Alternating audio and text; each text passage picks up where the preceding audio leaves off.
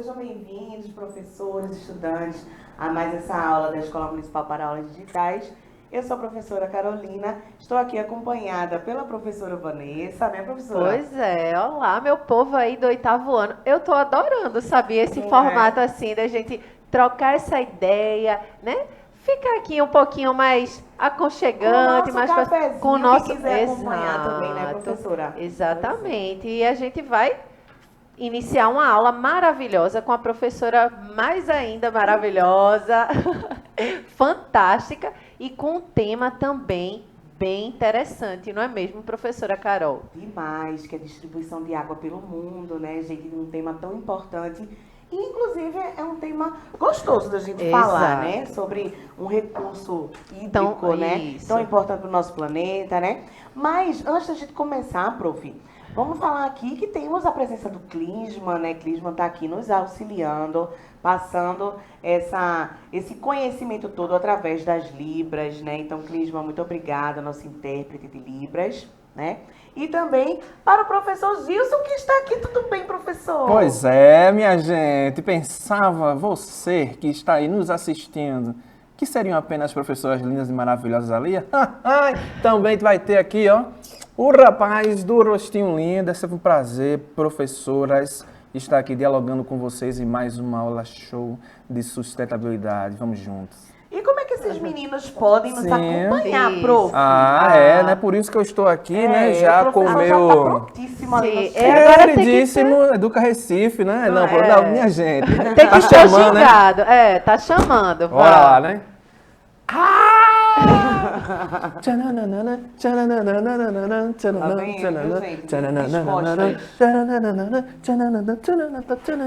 Ó. Ai, que QR Code cheia de manias aqui, né? E o beijinho. Oxa, para você aí, né, posicionar seu celular, leitor de QR Code. Já tem celular que são mais avançados, que já vem, né, automaticamente com o leitor, né? Você posiciona a câmera, jogou direto na loja de aplicativos, baixou o Educa Recife, aí você pode acompanhar a nossa aula simultaneamente através do seu aplicativo, no celular, não vai consumir o pacote de dados no tablet, e eu já estou aqui para receber as suas interações. Professora, também pode interagir, por que não? Chegue junto. Não, essa troca com os professores da sua escola de origem, isso é muito bacana, né, professor? Exato. Estamos todos aqui ansiosos para que vocês falem alguma coisa, tirem suas dúvidas, façam alguns comentários, né, professora Vanessa? Exatamente. Pois é. E aí, na última aula, pessoal, a gente estava falando aqui dessa distribuição de água doce no planeta, né, que é uma distribuição desigual, né? Brasil, cerca de 12% da água doce do mundo está aqui no Brasil. E a gente vê aí, né, regiões de seca, né, muito forte, né, no mundo, essas partes mais vermelhinhas, tá certo? Então, todas essas partes vermelhas correspondem a regiões mais secas, tá? E aí, vimos também que nem sempre a população está... em grande parte, nos lugares onde há uma grande disponibilidade de água, né? Com o acesso dessa água, né? Exatamente. Então, a bacia amazônica, ela detém aí cerca de 74% da água aqui no Brasil, mas lá só 5% dos brasileiros habitam aquele ambiente. Então, veja só que disparidade, né? Onde tem mais água, há menos brasileiros morando, tá certo? E aí, terminamos essa discussão na aula passada por aí, não foi, prof? Exatamente, e vendo essa imagem maravilhosa. Pois é, né? A gente se despediu vendo a imagem, não foi, Van? Exatamente. Então, aí a gente já começa a ver a distribuição nas regiões brasileiras. A gente já sabe que a maior parte da nossa água está concentrada na região norte, né? Olha só, 68% dos recursos hídricos. Na região centro-oeste, cerca de 16%. Na região sul, 7%, sudeste, 6%. E olha que o sudeste é a nossa região mais populosa, não é, professor Gilson? Exatamente. Sim. Temos lá São Paulo, Rio de Janeiro, né, formando aquele grande centro urbano, né? As cidades que são, professora, conurbadas, né, que você não percebe o início e o fim de uma e outra, formando uma grande megalópole com interferência importantíssima na economia do nosso país e também globalmente. E essa voz de radialista. Gostou? Ele tá só puro charme. Ele falando de conurbação ali, como se não estivesse falando de nada, não é? Pois é, essa grande conurbação. Conurbação, professor? Exato. Como é, professor? É um Conurbação. outro? Conurbação. Conurbação, gente, é isso aí. Né? E Cleitinho tá nos apontando aqui que ele já ouviu falar, não é disso, né, Cleitinho? Na geografia. Muito bem, é isso aí. E na região Nordeste, continuando aqui, né, com a nossa porcentagem, 3% dos recursos hídricos. Olha só, nossa região Nordeste, que temos aí, né, a vegetação de Caatinga, que está numa região que é climaticamente semiárido, né? Então, olha só, que complicação aí, né, professor Gilson? Sim, a com geografia certeza. super presente aí, né? Falando Com dos certeza, biomas, com dos certeza. ecossistemas, do clima, né? E isso, estamos aqui. O Nordeste em si, né, quando você pega na divisão, né, nas subdivisões, né, a gente vai ter o sertão, e aí nós temos o quê? Um clima, além daqui da predominância, né, em toda a faixa do Nordeste, climas tropicais, mas tem um ali bem famosozinho, que é o nosso queridíssimo clima semiárido, e aí torna-se uma região bastante seca, com baixo, aí a professora Vanessa gosta, né? Baixo índice pluviométrico. Então, ou seja, não temos tanta abundância de recursos hídricos ali naquela área, naquele local. Já quando a gente puxa para cá, né, para a região mais, né, litorânea, a gente já encontra, né, as bacias, temos aí bacias importantes aqui, inclusive, né, a do Capibaribe, a tão famosa, né, a bacia do Rio São Francisco, mas assim, 3%, a gente, poxa, é um número até, professor, pequeno, né? Com certeza é pequeno, mas quando a gente vai ver lá, professor, o rio é tão abundante, com tantas águas, assim, a comparação da numeração tem essa contradição, porque se a gente compara em relação ao volume comparado ao tamanho da terra, né? Aquele rio volumoso, a gente pensa até que, eita, professor, tanta abundância. Mas quando a gente compara de uma forma global, aí fica essa numeração menor, né? É a questão da escala, né? Daquilo que a gente está querendo analisar, da área que a gente está estudando, né? E se a gente não tiver cuidado com o recurso hídrico, né? Se a gente não respeitar o ciclo hidrológico da água, né? A gente começar a utilizar de maneiras não tão agradáveis, né? Desrespeitando, né? O consumismo muito alto, a agricultura é um setor que consome bastante essa água, né? Descontrolada, né? Com irrigação, na criação dos animais. E se não tiver cuidado, professor, esse recurso já é escasso em algumas regiões, principalmente nessa área de clima semiárido, a escassez ainda pode ser ainda muito maior. Pois é, e a gente viu, né, puxando um gancho aqui do que o professor Gilson colocou, a gente viu na aula anterior, não foi, professora Carol, que na perspectiva do globo terrestre todo já é pouquíssima essa distribuição da água doce, né? E se a gente botar, exemplificar mais ou menos, a gente imaginar que isso aqui é o globo terrestre, é só isso aqui mais ou menos, né, vamos dizer, de água que a gente tem. A escala de análise, né? Exatamente. Para a gente pode parecer muito, né? Mas para a Terra... Exato. Tamanho, né? Se a gente vê, veja, se a gente colocar isso aqui tudo como globo terrestre, né? Esse copo, vamos imaginar. E aí tudo isso aqui é água, né, salgada, e só essa aqui é água doce que a gente pode, né, depois do tratamento, que a gente falou tudo, ser utilizada para consumo. Então, de fato, é um recurso aí que a gente precisa realmente ter esse cuidado para que a gente não possa esgotá-lo, né? Perfeito. A professora Vanessa já fez um gancho aqui com essas causas, né, para a crise hídrica no mundo e no Brasil. Então, joga aí na tela, Cleitinho, por gentileza.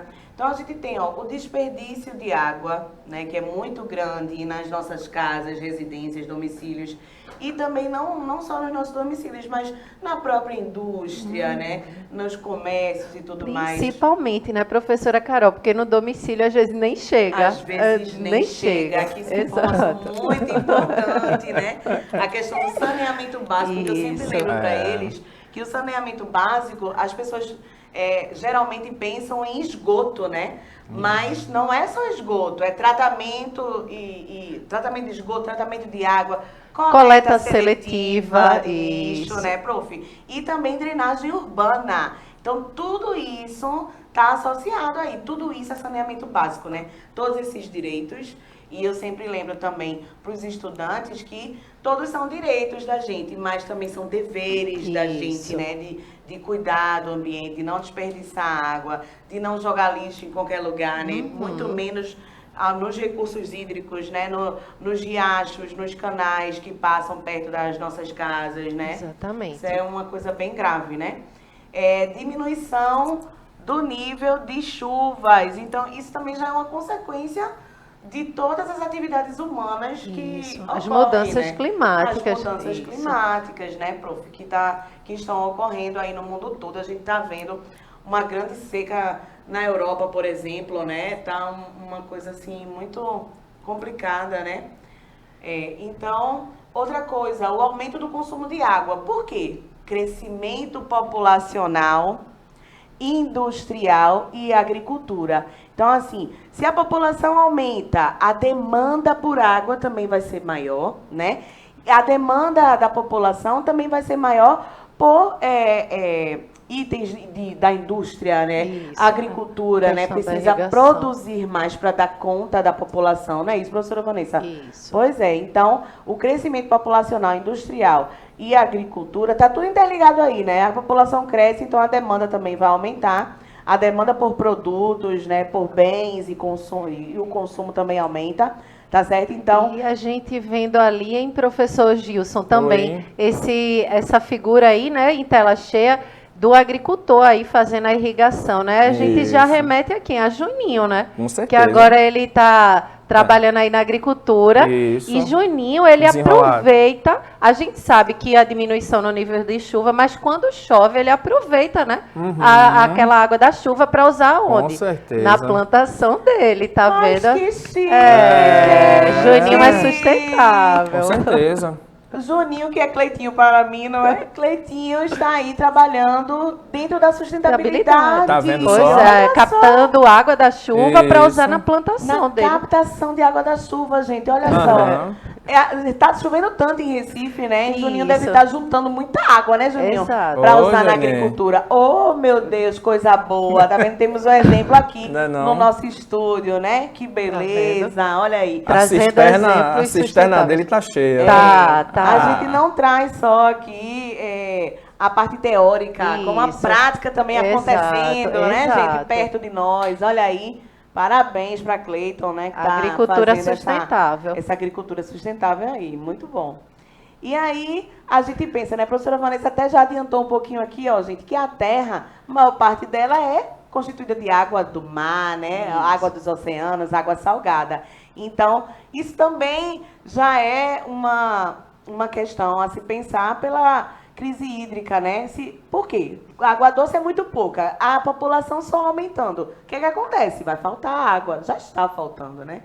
Em muitos lugares do mundo. Então, a ONU, ela diz o seguinte, ó, que a água e o saneamento básico são um direito universal do ser humano, né? Países membros já se juntaram para questionar, né, toda essa crise hídrica. E aí eles pensaram o seguinte, a gente precisa dar acesso até 2030 às pessoas, né? Dar acesso à água às pessoas. E aí, gente, 2030 não tá muito Isso é longe, né? democratizar também o Exato, acesso né? à água e ao saneamento, né? E a gente sabe, principalmente se a gente olhar, né, para o nosso território brasileiro, a gente sabe que ainda há uma desigualdade gigante, onde alguns, né, poucos, inclusive, a gente pode colocar, têm acesso a esses serviços de qualidade, enquanto a maioria da população sofre com a falta desses serviços, né? Falta d'água nas torneiras, né? Nas casas, e falta também a questão do saneamento básico. Sim. É uma das metas da Agenda 21, Da né? Agenda 21, Daqueles né? 17 objetivos, né? Ser Pois é. alcançados. Os Objetivos de Desenvolvimento Sustentável, Isso, né, professor? Exato. Aí, mas é uma coisa tão assim, é tão crítico, porque daqui para 2030 temos aí alguns anos, mas 8. não parecem anos suficientes, né, professor Gilson? Não. Para o tanto que se tem que fazer dentro do saneamento básico, né? Exatamente. É porque assim, a agenda, né? quando a ONU, a Organização das Nações Unidas, elabora, né? É uma coisa que, se a gente começar essa sociedade, enfim, as empresas, as indústrias, a sociedade, a população, começasse a colocar em prática, talvez a gente chegasse próximo, professora. Porque a gente pega ali os objetivos da Agenda 21, tem os objetivos ambientais, beleza. Mas será que o pessoal está colocando em prática mesmo, está respeitando a natureza? Não temos mais desmatamento, está diminuindo a questão das queimadas? Será que a gente está implementando o reflorestamento? Será que a gente está colocando isso em prática mesmo? A gente pega aqui os biomas brasileiros, será que eles estão sofrendo cada dia menos com a ação humana ou cada dia mais? São coisas a se pensar. Quando a gente parte já para uns objetivos sociais, será que a gente tem um mundo com menos, como é que se diz? Desigualdades, isso é o termo que ninguém ia chegar nunca. As desigualdades de gênero estão menos presentes. Será que a gente tem um mundo que a gente olha mais para o outro com um olhar de igualdade, sem aquela questão das diferenças entre as pessoas? Quando a gente parte para a parte econômica, será que a população está bem mais igualitária economicamente, não tem tantas disparidades entre as pessoas? Então, são coisas a se pensar, a se refletir. E aí, menos de 8 anos, né? Que a gente já está em 2022, já acabando, né?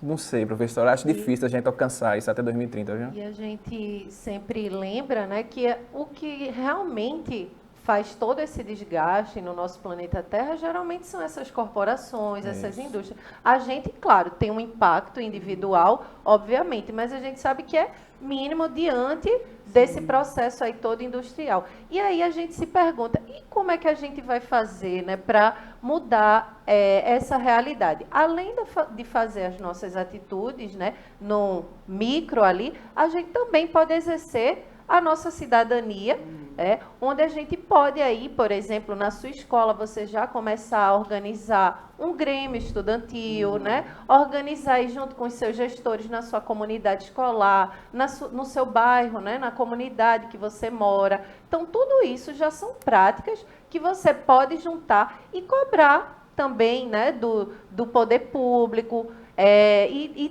trazer essa responsabilidade de quanto cidadã ou cidadão para que a gente possa também cobrar nessas esferas, além de fazer a nossa parte, né, que a gente sempre fala aqui, da questão dos resíduos, a reciclagem também, né, o trabalho com a reciclagem e tudo mais, que é importante, de repensar a questão do consumo, mas além disso, a gente pode, né, exercer essa cidadania por esse viés.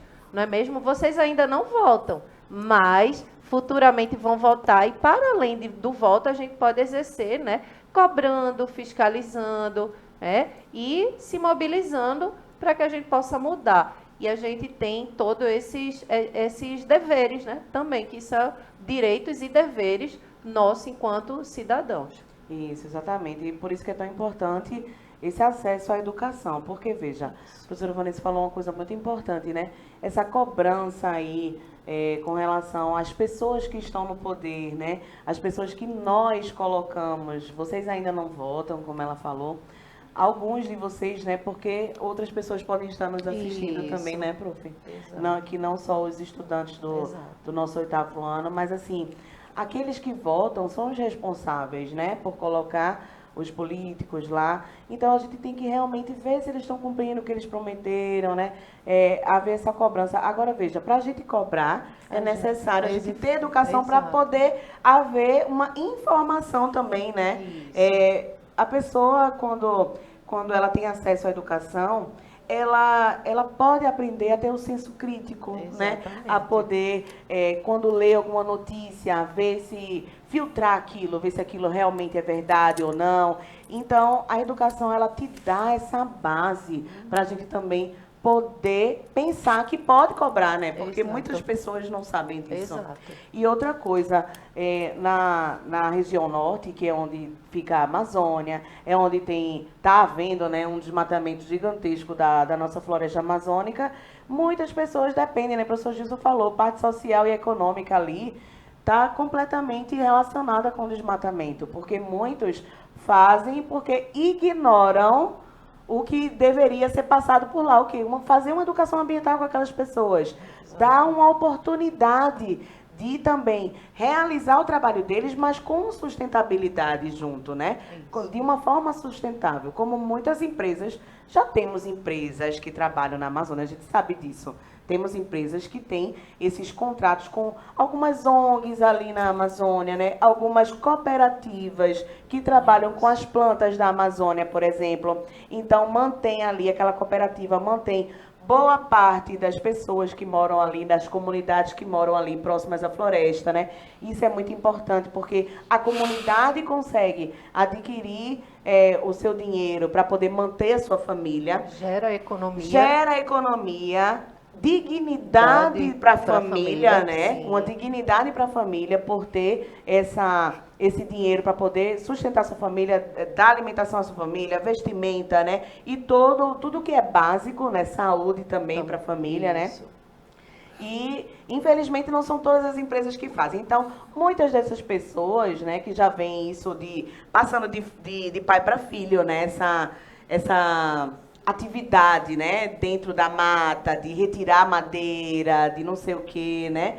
E vocês, estudantes, né, adolescentes, são o futuro, né, do nosso país. Então, por isso que é tão importante a gente conversar, né, ter esse componente curricular, sustentabilidade, educação ambiental, justamente para isso, né? Primeiro a gente se informa, né? A gente tem esse acesso à informação, conhecer o primeiro passo, e depois a gente vai tomando consciência, né? Se sensibilizando por essas causas e vendo quais são os meios que a gente pode transformar o nosso meio social. Afinal de contas, a sociedade é construída por nós mesmos, Claro, né? claro. Então, por isso que é muito importante a gente estar trazendo esse tema sempre para discutir, debater aqui, dialogar, né? E é importante que vocês socializem também o que é que vocês acham, né? Aí no chat, nos comentários lá também, quem não conseguiu acompanhar aqui ao vivo no YouTube, né? Deixa lá os comentários o que é que vocês acham. Socialize com a gente, que a gente vai gostar muito. É um tema bem sensível, mas bastante Importante. essencial, assim, né? Exato, Para que esses jovens entendam o que está acontecendo no nosso com com os nossos biomas, né? Com a vegetação e tudo mais, né? Gente, precisa saber, né? É necessário saber disso. Então, a crise hídrica no mundo, né, como vimos, os maiores consumidores de água são a agropecuária, com quase 70%, as residências, né, com 12%, e a indústria com 19% aí, mais ou menos, tá certo? E as principais razões para a falta de acesso à água, então a urbanização, crescimento populacional, né, uma desigualdade social, como o professor Gilson já falou aqui, as pessoas não têm acesso a emprego, né, e não ganham, mulheres e homens nessa diferença aí de gênero também, a diferença racial também, que fazem com relacionada ao salário, que né, a pessoa exerce o mesmo cargo, mas se for uma mulher preta, meu Deus, vai ganhar muito menos, né? Então, o homem branco sempre está ganhando mais, né, do que a mulher. Entre mulheres, a mulher preta, ela vai ganhar menos do que uma mulher branca, né? Então, isso é uma coisa inadmissível nos tempos de hoje, até porque a gente sabe que a capacidade de trabalho do ser humano não tem nada a ver com a cor, né? Nem com a origem da pessoa, de onde ela veio, para onde ela vai, não tem nada a ver com isso, né? Tem a ver com você se esforçar para exercer a sua profissão. E a garantia de ter acesso, né? Isso.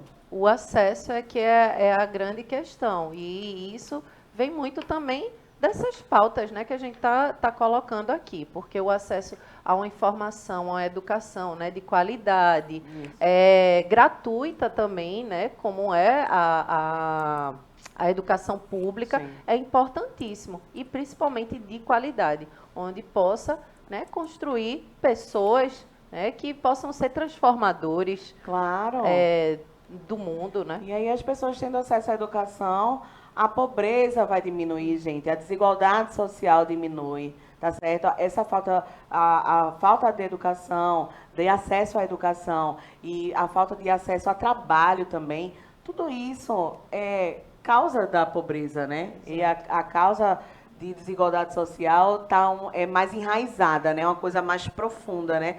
Não é somente financeiro, né? A desigualdade Isso, social não é é. financeira, são questões mais...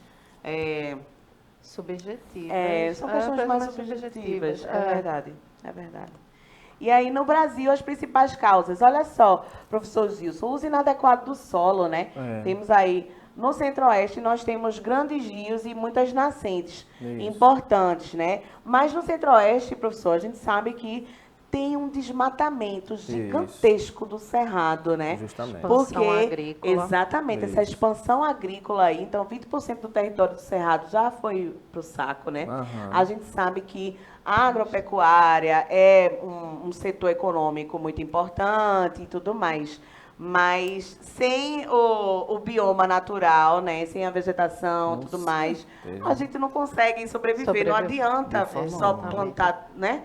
Não adianta a gente ficar só plantando, porque Isso. existem coisas mais importantes ali no processo natural, na dinâmica da natureza, que a maioria das pessoas desconhece, né? Todos os ciclos de nitrogênio, fósforo, água, oxigênio, todos esses elementos químicos ali na natureza, né? Que isso se perde quando você destrói o ecossistema, né, professor Com Gilson? certeza. Pois E é. a gente sabe que existem outros caminhos que não são, né, caminhos ali de devastar nossos Isso. biomas, né, degradar a nossa natureza. A gente sabe que existem alternativas. E quando a gente está falando dessa questão da expansão da agropecuária, né, essa expansão agrícola que vem com essa coisa toda do desgaste mesmo da natureza, dos nossos ecossistemas, a perda da biodiversidade, né? Sim. É interessante a gente falar que muito desse sistema, ele não está preocupado, né, em preservar a natureza, e muito menos de alimentar a população. Eles estão visando o lucro e uma ideia de exportar, né? Que é importante, está dentro do sim, nosso, né? e Mas- isso gera a nossa economia. Mas aí, como é que a gente pode, né, só pensar em ter gerar essa economia, essa riqueza para o nosso país, né, exportando, mas a gente não pensa nos nossos recursos naturais, né? E a gente não está também pensando em alimentar a nossa população, né, o Brasil. Então, por isso que é muito importante a gente trazer essas questões, e que existem também alternativas que já estão aí mostrando o quanto é possível essa produção em grande escala, Exatamente. né? E trazer benefícios não só para o meio ambiente, como também para a economia. E falando aí no desmatamento da Amazônia, eu queria que o professor Gilson falasse um pouquinho desses ventos alísios aí, Eita, professor. Olha só. professora, Olha aí. vamos Os embora agora. ventos alísios trazem a umidade do oceano. A gente agora vai bater até meio-dia, viu? Eita, bora pra meio-dia, Bora lá, a hein, gente Cleitinho? pega, vamos embora. A gente pega o globo terrestre, aí divide ele ao meio com aquela linha famosa, a chamada linha do Equador. Aí dividiu o globo em norte e sul, hemisfério norte e hemisfério sul, já reloginho, já... Mas assim, Reloginho já aí acendeu o que ali. acontece? Além da linha do Equador, nós temos o quê? A linha do Trópico de Câncer e a linha do Trópico de Capricórnio. Então, ou seja, estamos ali dentro do quê? Da zona intertropical. Dentro da zona intertropical, interno nos trópicos, entre os trópicos. Aí o que acontece? Os ventos alísios, eles surgem, vai anotando aí, viu? Os ventos alísios, eles surgem numa área de alta pressão atmosférica, próxima aos trópicos, e vão no nosso hemisfério sul, no sentido leste-oeste, indo em direção às zonas de baixa pressão atmosférica, que é o que? A linha do Equador. Então, esses ventos saem ali dessa região subtropical, próximo ao trópico, indo em direção à faixa equatorial, no nosso hemisfério, hemisfério sul, no sentido leste-oeste. No hemisfério norte já é ao contrário, oeste e leste. Professor, leste-oeste, o que é? Se você pegar aqui, de Recife, sentido Garanhuns, Recife está em leste e você voltando para dentro é oeste. Então é nesse sentido que esses ventos vêm, trazendo justamente umidade para essa região, porque alta pressão, por quê? É uma área mais fria, a gente está descendo para uma área bem próxima ao que? A área polar, então o ar está mais denso. Quando a gente tem uma água quente, ela é bem molezinha, mas quando a gente pega e congela ela no congelador, não fica dura, sólida, então seja alta pressão. Então traz toda essa carga de umidade para a região equatorial, que é mais quente, por isso que vai provocar ali bastante chuvas entrando no Recife, entrando em Salvador, entrando aqui na nossa faixa litorânea. Quando a gente tem o contrário, professora, vindo do Equador, retornando para as zonas subtropicais, né, para a região dos trópicos, aí já são os ventos contra-alísios. Aí já é o efeito contrário, já não provoca chuva, aí já é seca, que é um dos fenômenos que explica justamente o deserto do Saara. Olha aí. Chiquérrima essa explicação do professor Gilson, não foi, gente? E aí, esses ventos alísios trazem aí essa umidade, né, para a Amazônia, precipitação. Aí ocorre essa infiltração de água no solo, né, gente? E a mata, ela vai drenar essa umidade, né, para poder fazer o quê? A transpiração. E essa transpiração vai devolver essa água de volta para a atmosfera, fechando esse ciclo da água aí que é tão importante, né? Exatamente. Então, olha só, se não tiver a floresta ali, esses ventos alísios estão trazendo a umidade, mas quem vai fazer, né, toda essa drenagem, né, do solo e tudo mais e devolver essa água? Pois é, não vai ter ninguém, né? Mas enfim, gente, estamos acabando essa aula de hoje. Que massa, poxa, né? foi muita informação bacana hoje, Não, né, Foi gente? sim, passou Eu poderia rápido, até viu? soltar mais uma aqui agora, professora. Ai, só Porque que quando lá... a gente tem o encontro desses ventos alísios de norte com sul, essa zonazinha aqui de encontro a gente chama de Zona de Convergência Intertropical, a chamada ZCIT. Olha só, hein? Olha Eita, meu aí. Deus do céu, que coisa chique. Então, ó, gente, vamos indo embora. Cleitinho já tá louco ali com a gente, ó. Tá. Beijo Pois é. pra vocês, até a próxima Beijo, aula. Obrigada, gente. gente. Obrigada a todos. Tchau, tchau.